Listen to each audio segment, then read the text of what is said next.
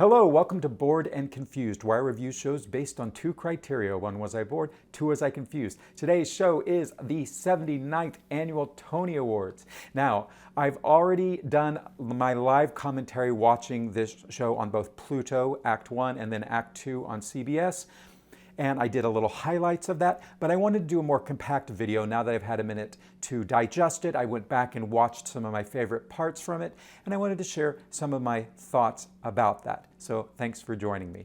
So some interesting things. This was the highest grossing Broadway season in history. They took in a record $1.9 million, and they did that with only 6 new musicals, which are usually the biggest driver of income on Broadway. So that bodes well for next year. The first act, as I said, was hosted on Pluto, which you could see streaming online. That was hosted by Laura Benanti and Titus Burgess. They did a great job, and they got done 20 minutes early.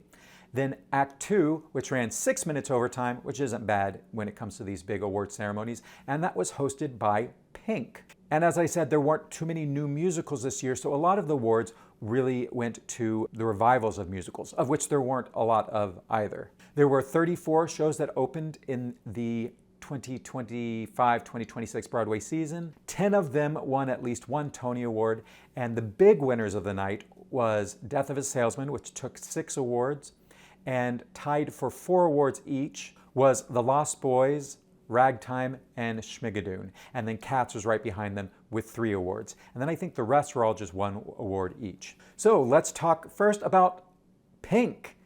I didn't have a lot of expectations going into this. I know a lot of people are scratching their heads. My opinion of this is that you don't have to be on Broadway to host the Tonys, just like you don't have to be a movie star to host the Oscars or the Golden Globes. We just need a personable host. Hopefully he's good with a quip, who can do a little singing and dancing, and I think we're good to go. And Pink did do all that. Was she the greatest host of all time? No. Was she a little bit nervous? Understandably so. Did she hide that nervousness? Very well. She's no stranger to performing on the stage, singing and dancing. She was in her element for the most part. I do like to have someone who's more of a comedic actor, someone like Neil Patrick Harris, or just give me a stand-up like Billy Crystal or Nikki Glaser or something for, who hosts the Golden Globes, or Tina Fey. Now I'm getting into other award ceremonies. Or Hugh Jackman, who's very personable and also funny.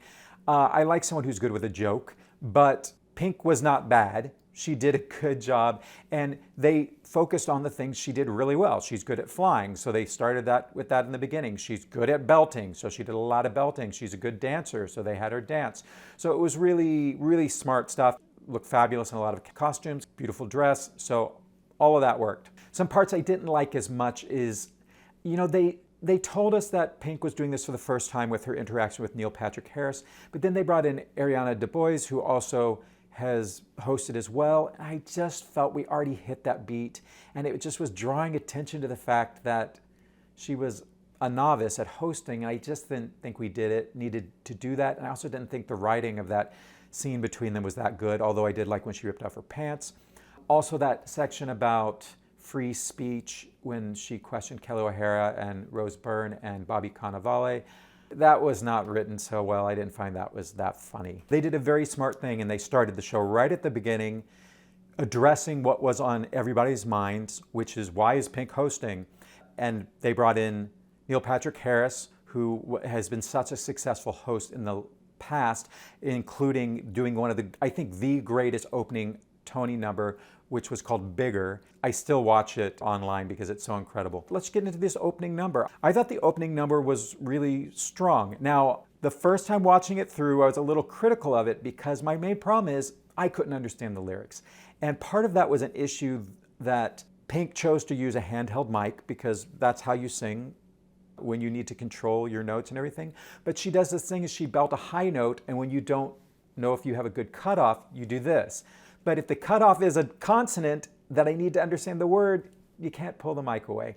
When she did the Chicago number later, she was much better because she had a head mic on, and so she wasn't moving it away, cheating on those cutoffs. So I had a really, even the first line she sang, something about divas on Broadway, could not understand it. I went and watched it again, and I had to, the closed captioning didn't even pick it up, but I could see it in the background on the screen that the people in the audience were watching, and I could read the line because I had no idea what she said. So that was a problem, I thought, just throughout that whole opening number. I thought it was directed brilliantly. I thought it sounded great with like the orchestrations, which were, I believe, done, well, they credited Pasek and Paul and Mark Sonnenblick, who did K-pop Demon Hunters.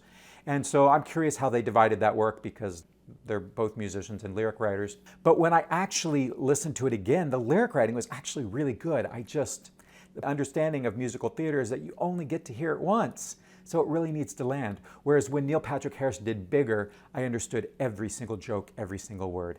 This time I had to watch it again. And I think it's the nature of the song, of doing a parody of Lady Marmalade. It's not a musical theater song, although they've turned it into it in Moulin Rouge, but it just doesn't have the space that we need to really understand those lyrics. That's the challenge of when you do parody lyrics, because you can't shape the music to really make the lyric understood, like they did with Bigger because it was an original song. Okay, get off that box. But watching it a second time, I think it was a really great opening number. The audience was loving it, the sheer size of it, the way they went in and out, the entrance of Megan Thee Stallion, that hilarious joke with these strangers who carried in some cakes, so funny. I liked her little rap section about Deuteronomies, which I had to listen again. The second nominees, Deuteronomies, didn't get that till the second time, but I thought it really went off without a hitch and paid tribute to all of the nominees, mainly focusing on the women, which I thought was great.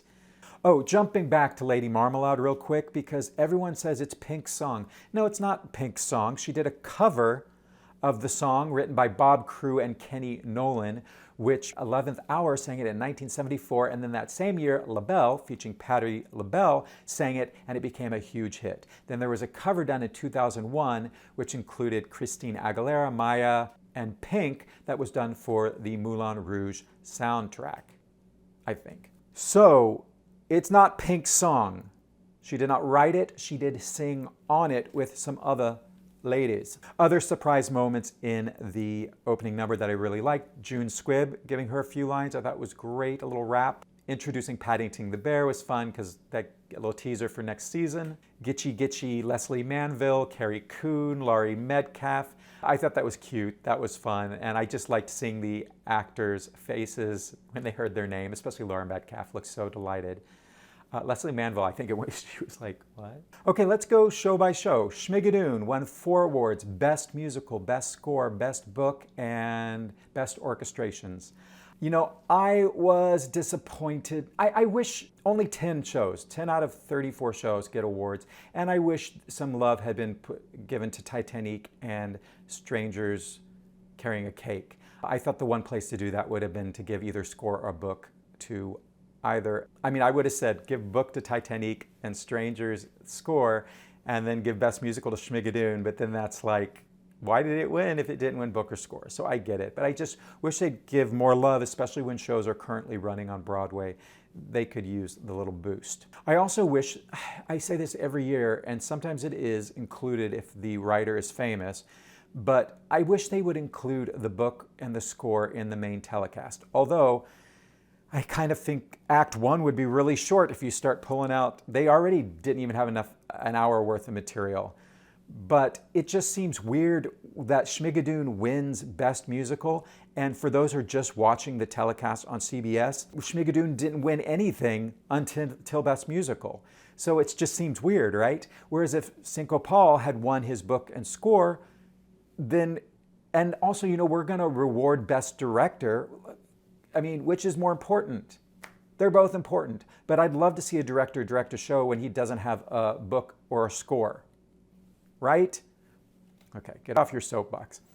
Interesting thing, Cinco Paul is one of only 4 writers who have won book, score, and gotten Best Musical. He is in good company with Rupert Holmes for The Mystery of Edward Drood in 1986, Jonathan Larson for Rent in 1996, and Lin-Manuel Miranda, heard of him, for Hamilton in 2016. So he has just joined a very cool club. Another record is that Apple TV has just become an EGOT, in a manner of speaking, because Schmigadoon started on Apple TV, and they've gotten an Oscar, they got an Emmy, they got a Grammy, and now they got a Tony. Apple was an EGOT. And this is probably the first Tony Award winning musical that was adapted from a TV show. Comment below if there was something else that I'm not thinking of. I also love that Cinco Paul made this plea in his speech saying, we need more musicals, write more musicals, bring more musicals to Broadway, please. And the only way we're going to get more musicals on Broadway is if you go see them, even if they're stinkers. On the other end of the spectrum, Lorne Michaels, as lead producer of Schmigadoon, came up to accept the award for Best Musical at the end of the show. And I know they were running a few minutes over, but it was past his bedtime. I don't know, did he just wake up? He just did not seem that enthusiastic. Maybe that's just how he is. Maybe when you run SNL and funny people are around you all the time, you just learn to keep it all in. I was a little disappointed by the acceptance speech for Best Musical. Okay, let's talk about Death of a Salesman, which had 6 Tony Awards, the most of the evening. There are only 3 other plays that have won 6 Tony Awards. That is The History Boys in 2006, Red in 2010, and Harry Potter and the Cursed Child in 2018. So they're joining another club, although they still do not have the record because that belongs to Coast of Utopia, which won 7 Tony Awards. It was very telling that the producer of Death of a Salesman, Scott Rudin, or should we call him Voldemort, was He Who Should Not Be Named, was not named by Joe Mantello, Nathan Lane, who accepted the award in place of the producer. Normally the producer accepts the Best Play Tony, and Laurie Metcalf did not mention him either. I think that was a good choice because you don't want to dampen the joy of winning and your speech, and I think mentioning that man's name would have brought everybody down. Reportedly, when Nathan Lane mentioned Scott Rudin at the drama desk, he was booed, so they probably learned from that. And if you don't know with the controversy, Scott Rudin has anger management problems and was an abusive employer. And he's going to therapy, apparently, and trying to come back. Okay, Ragtime won 4 wins. Okay, so I got 5 wrong in my guesses, and 2 of them are because of Ragtime, because I did not want Ragtime to win Best Musical, and it also won Best Sound Design, which is like, oh, okay. There was a funny moment, though, in the Act 1 where Kai Harada, who was nominated for Cats as well as Ragtime for sound design, and he came up to give his speech, and he had to turn to Laura and say, I'm sorry, I didn't hear, what did I win for? So then he flipped his paper over and gave the speech for Ragtime, which was interesting. Did he think it was Cats? Should it have been Cats? Maybe. I mean, always sound design, I said this before, it's such a wild card because some people really understand the importance of sound and other people are like, I don't care, I understood it. So sometimes I feel like they may have just, people who were loving Ragtime for Best Musical wanted to give it something.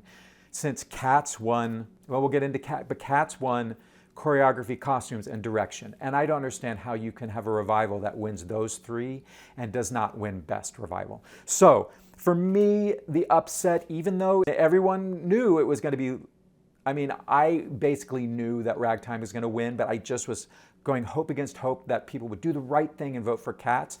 They didn't. And I understand because Ragtime on paper is a better show than Cats. But I feel we need to reward a revival for doing something exciting and new. And watching the opening number of Ragtime, I just kept thinking, well, I liked Graciela Danielle's choreography better. I liked the original one. It was a bigger cast. I liked the way she moved the bodies.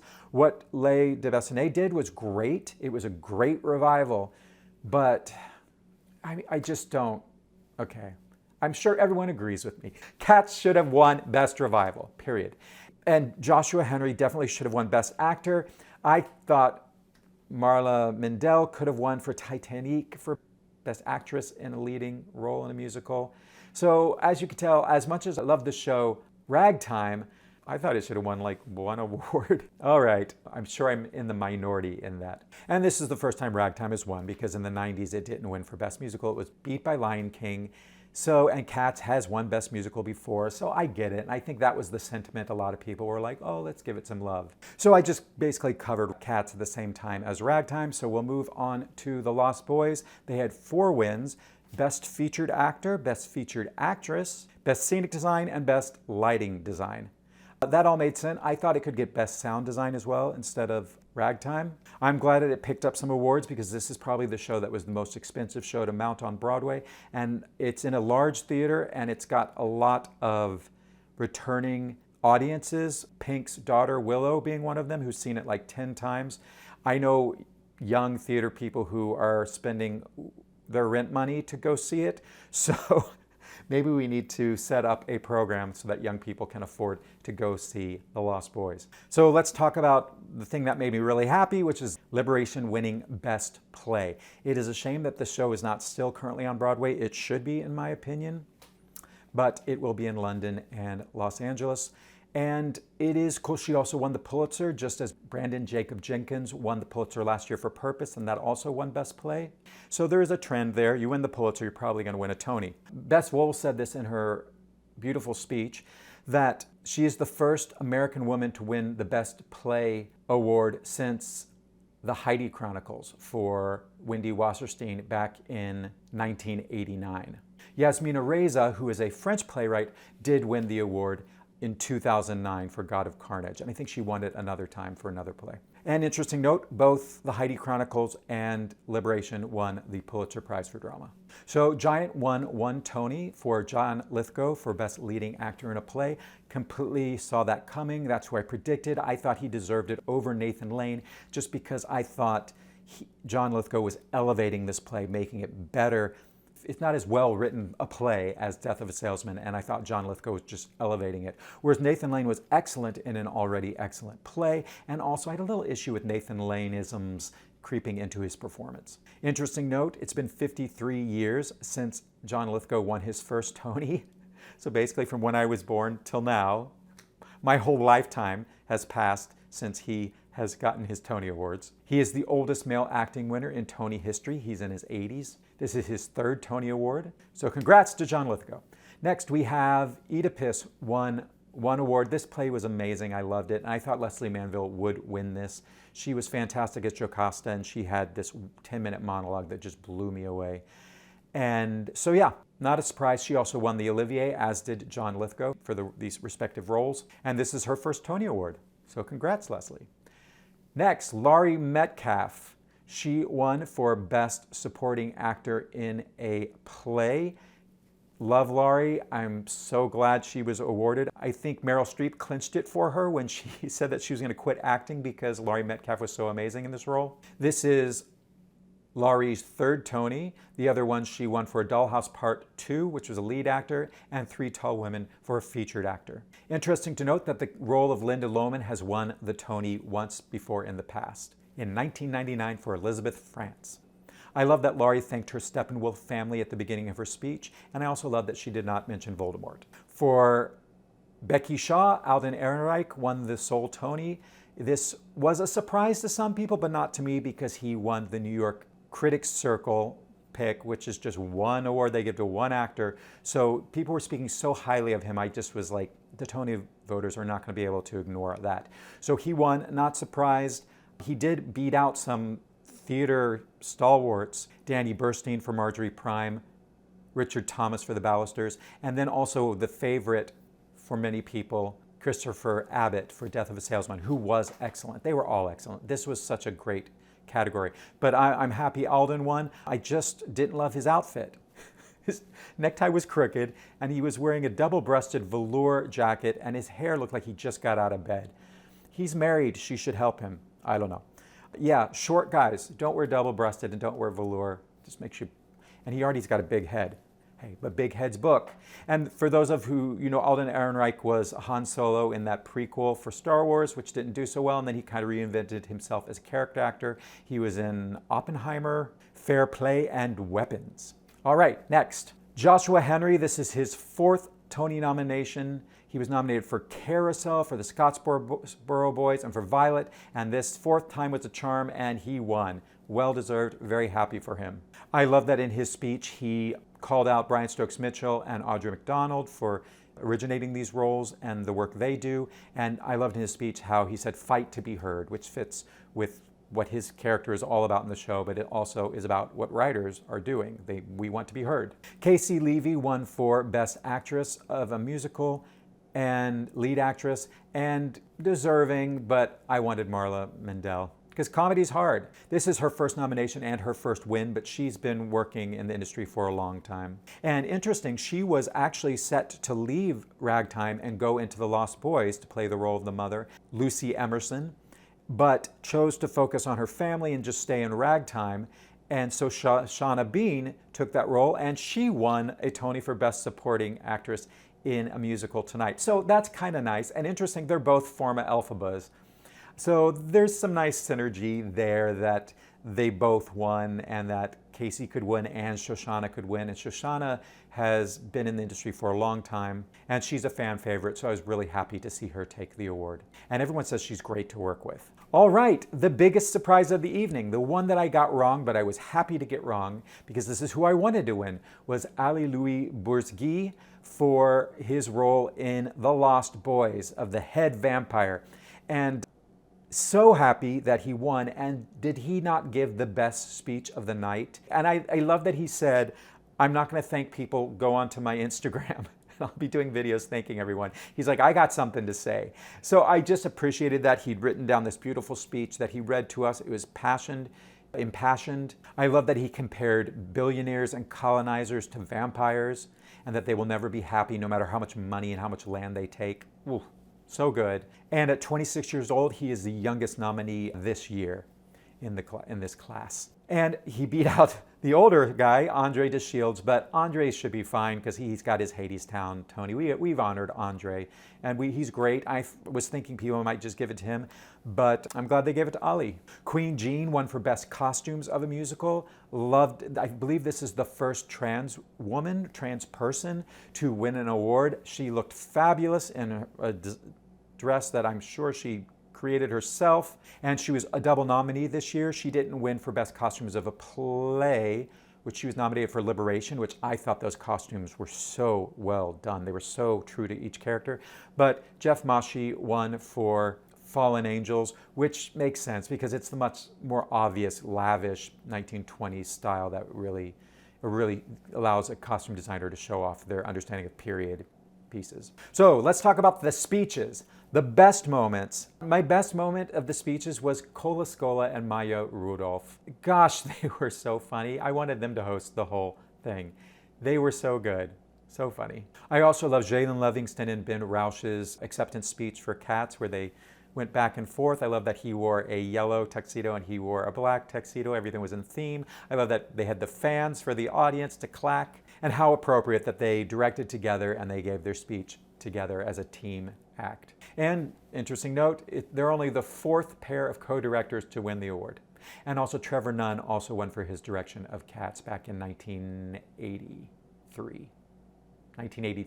I love Bess Voll's speech about supporting women, and I love that she won. So good. I already mentioned Joshua Henry. He gave a great speech. And John Lithgow's speech was great as well. He was so visibly moved, I just loved, and also giving a speech off the cuff like a pro. Also, Lesley Manville gave a great speech as well. I loved that she was kind of flustered by and surprised by this, even though we all knew. She was delightful. And her dress was really cool. The orange sequiny, it looked like plastic. Okay, let's talk about the performances. I think hands down the best performance of the evening was Cats, the Jellicle Ball. It was, late in the second half of the awards ceremony where the energy starts to dip and it just lifted us all up. I thought the camera work was great going in and out and then giving us really nice wide shots. I really loved that performance. The next best performance I actually think was Chicago, the tribute. And it's interesting when they do these tribute to long-running shows. I like them. I think they should do them to remind us of the really great shows, although it's always, I feel bad for the new musicals to have to be compared to such great shows. They may have done too many of them, though, I felt, because doing Book of Mormon and Chicago, I don't know, maybe just do one a year. There's not that many shows to choose from, so just do one every year and we'll just recycle them every 10 years or so. But I thought Alex Newell as Mama Morton was fantastic. Everyone loves the Merry Murderesses. I love that they pulled people, including Cedric the Entertainer, Jesse Tyler Ferguson, Teresi, am I saying that right? P. Henson. That was really funny. And then our host, Pink, doing a great Velma Kelly. Loved it. I thought it was so good. Next, I think the Rocky Horror did a really great job. It made me want to see the show, and I've already seen it. It felt like a party. I love how they bring people up on the stage to do the time warp. Of course, they did the 2 best songs from the show, which was smart. Luke Evans came out and did a little Sweet Transvestite. Also, those songs are really easy to cut. They're not like usual musical theater songs that are sometimes take a full 3-4 minutes to get the point across. Sweet Transvestite just kind of, we get it. We get it in the first verse. Same with the time warp.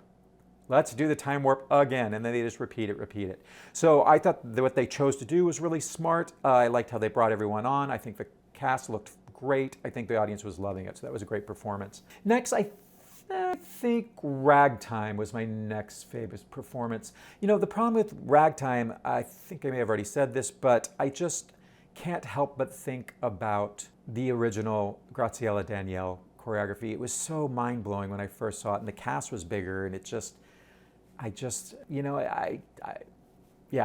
was good. They did a good job, but it's not my, it just makes me long for the original. Sorry, not sorry. Next, I would say Book of Mormon gave a really good showing. The vocals weren't as strong as I'm sure they were 15 years ago when Josh Gad and Andrew Rannells first sang it, although Nikki M. James sounded great. But that being said, it didn't matter. This is such good musical theater writing. It's such a great number. I love how it brought all the different themes. You get it. I don't remember what they did when they originally did their Tony presentation, but what a great number to do. And to see all of the original cast there, I recognized a few friends in the back there. So it was so great to see that. Although I think it could have had its own year and should just be Chicago's year. I think my next favorite performance was, I think, The Lost Boys. We all want to see flying vampires, but they would have to bring the whole lighting rig and set, and it has to be lit in a certain way to hide the wires. So I understood why they chose to do something that didn't involve flying. I thought this really captured the rock energy that's going to appeal to a lot of young people. The music sounded great. I love that Ali got to be featured in this. The lyrics in the show are very on the nose. She's so beautiful. Oh, he's just a lamb. I'm a rock star. There's not any subtext to these songs.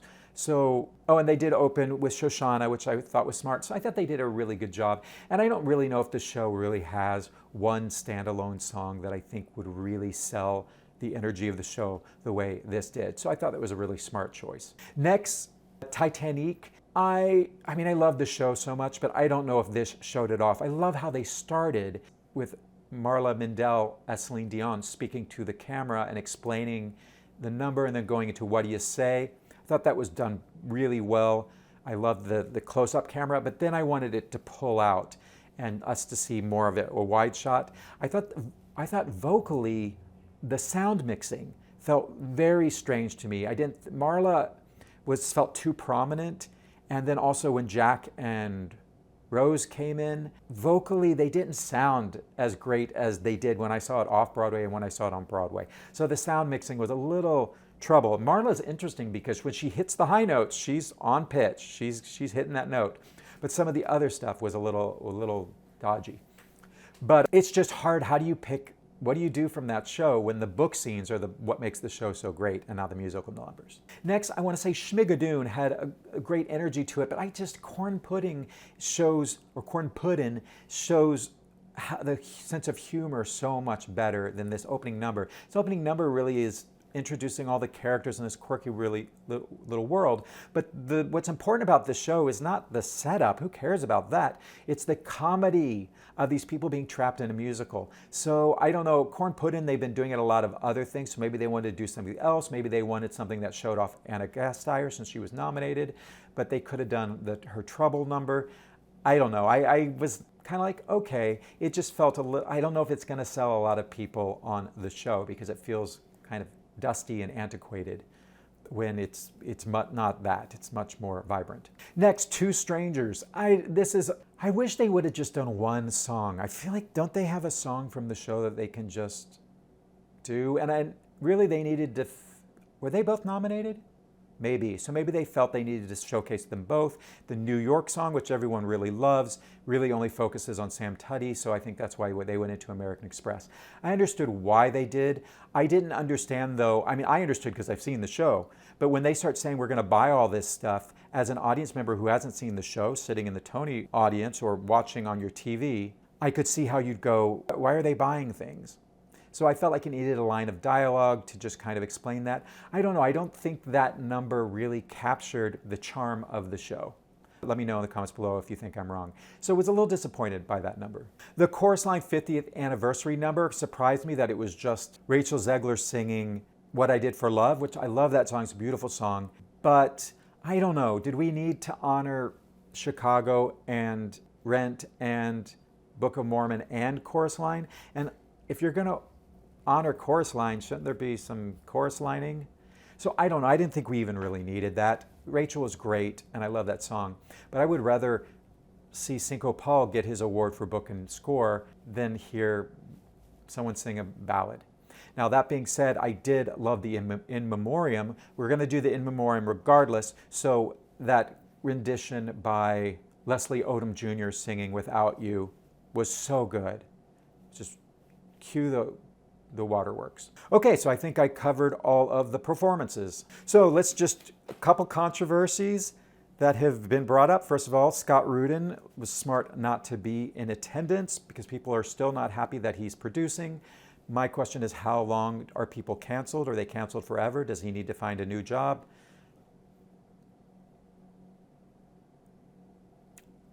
I don't know where I stand on this. I need to give it more thought, so I'm not going to give my opinion on that. It was also pointed out that Christine Schwartzman was one of the lead producers of Schmigadoon. She is married to the CEO of Blackstone, who is a huge donor to Donald Trump. So we need really rich people to put on musicals, and really rich people tend to often vote for people and support people who are going to protect their millions and their billions. So it's not surprising, but there you go. So what comes next? I think all of these shows that won awards will get a boost. I think all of the shows that performed will get a boost. I'm hoping Broadway in general gets a boost. Schmigadoon should be doing well at the box office, and who knows, maybe we'll get a season 3 on Apple TV. I hope that Lost Boys it gets the audience that it needs from that performance. I think they will. I think it'll appeal to young people. I hope a lot of people turn out, especially they got the awards for the 2 actors. Hopefully that will be enough to give them the boost they need to keep running and making a profit on a very expensive show to run. I hope that Cats can continue to run because I don't think it's a touring show. So let's entice people to come to New York and see Cats on Broadway. Ragtime has already announced another extension to mid-August. They say it's the final one. Maybe it will be this time. So people get in there and see Ragtime. I'm sure Death of a Salesman will continue to do great box office. They've already been doing it, so they really didn't need all these awards. But just the word of mouth was so good. But I'm sure it's going to be even harder to get a ticket for Death of a Salesman, so grab that because these actors won't be doing it forever. Two Strangers is the one I'm worried the most about because I don't know if they gave the best showing and they didn't win enough awards, and it's already kind of an underdog of a show. But their operation costs have got to be low with just those 2 in the singular rotating set. Still, there are unions involved with being on Broadway, so you can only go so low with your running costs, but we'll have to keep an eye on that. Liberation, so glad they won. I'm sure this is going to boost their London run and their Los Angeles sit down. Louis Bourzgui's star is on the rise, and I'm sure we're going to see him when he leaves Lost Boys. Hopefully he's getting a pay boost, having won an award, and he'll extend his contract for a little longer. But then I'm really excited to see what he does next. Maybe he'll do something related to his Middle Eastern background. That would be cool. Interesting note about Caissie Levy having won the Tony. She did a production of Next to Normal in London that was really highly acclaimed, and it was recorded, and you can watch it online. So check that out. And of course, Rachel Zegler was the real reason we had the tribute to Chorus Line, was to give Rachel an opportunity to perform because they are teasing the fact that she's coming to Broadway as Evita Perón in Evita.